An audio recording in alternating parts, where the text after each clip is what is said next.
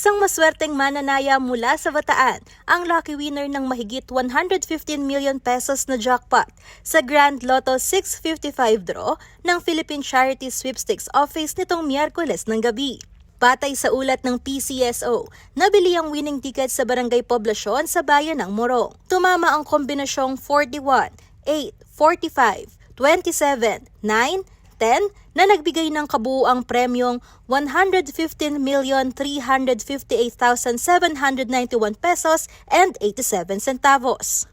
Bukod sa jackpot winner, 21 pang mananaya ang nakakuha ng tig 66,666 pesos and 66 centavos matapos makakuha ng 5 tamang numero. May 875 naman ang tumama ng 4 na numero at makakatanggap ng 1,485 pesos and 71 centavos bawat isa.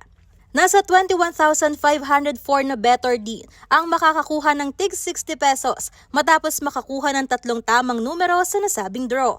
Isinasagawa ang Grand Lotto 655 tuwing Lunes, Miyerkules at Sabado at may nakalaang 1 taon ang mga nanalo upang makuha ang kanilang premyo sa PCSO Main Office sa Mandaluyong City.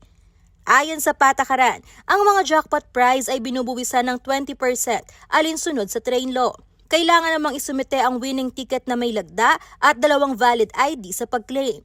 Patuloy na hinihikayat ng PCSO ang publiko na tangkilikin ang kanilang mga palaro dahil ang kinikita nito ay ginagamit sa pondo ng mga programang pangkalusugan at serbisyong panlipunan ng pamahalaan. Kasama si Raymond Tasoy, Angelica Cara, CLTV 36 News.